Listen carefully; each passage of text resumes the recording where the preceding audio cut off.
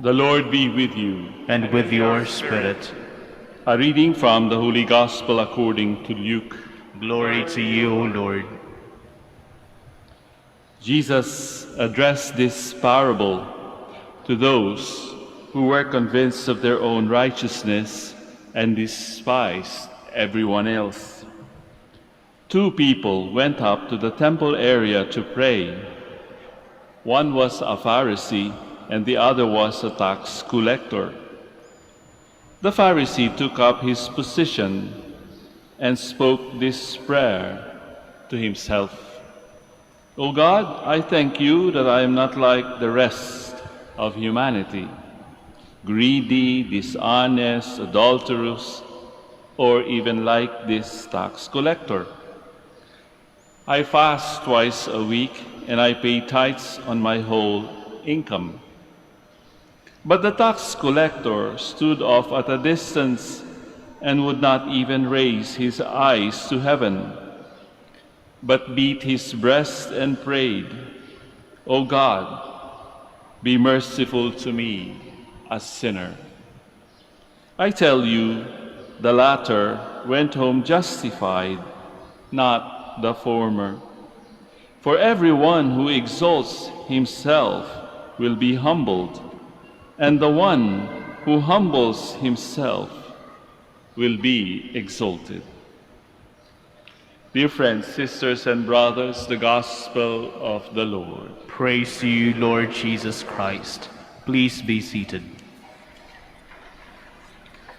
Good morning, magandang umaga po sa inyo, mapagmalaki.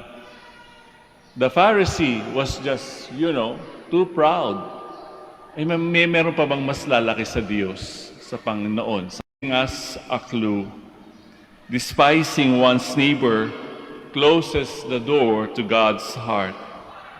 Expressing disdain and contempt for others is more than just being mean-minded, giging masungit. It springs from the assumption that one is classified to sit as a judge para husgahan ang ibang tao na hindi katulad nilang mag-isip o magdasal, and to publicly shame those who do not conform to their standards and tiklop tuhod at sinasabi niya, mea culpa, O God, have mercy on me, I am a sinner. Pwede tayong pumili, ano bang gusto natin maging?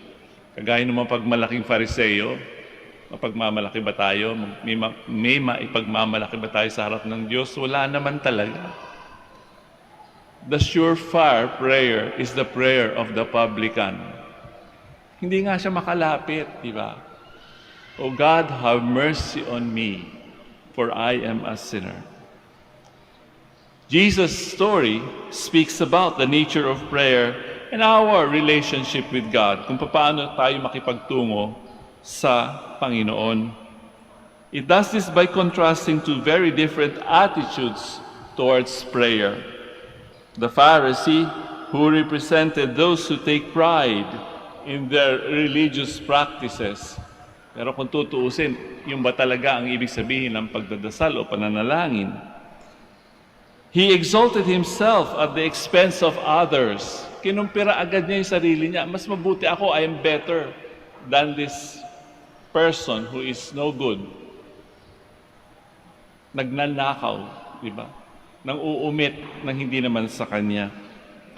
Absorbed with his own sense of self-satisfaction and self-congratulation, his boastful prayer was centered on his good religious practices, done on God's goodness, grace, and pardon. Yun, di ba?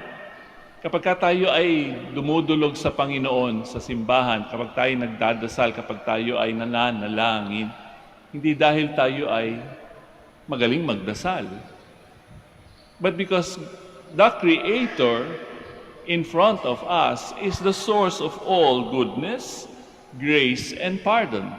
Sino ba tayong nasa harap ng Diyos? Tayo ay creature. Siya yung Creator. Kaya dapat alam natin, lumugar ka, di ba? Lumugay ka sa magandang posisyon. Hindi ikaw ang Diyos. We are only creatures. Rather than humbling himself before God and asking for God's mercy and help, this man praised himself while despising those he thought less worthy. Mga millennials, may sinasabing mga kataga ngayon, BBSS. Alam niyo ba yung BBSS? Bilib na bilib sa sarili. Marami tayo. Kung minsan, nagkakaroon din tayo ng ganyan mga karanasan. Bilib na bilib tayo sa ating mga sarili, di ba? We tap our shoulders and say, I did well. Natin gawin yun. Yung iba dahil nga sa matinding pangangailangan, kaya sila nagpapalimos. And I think that is what we are in front of God. We cannot be proud before God.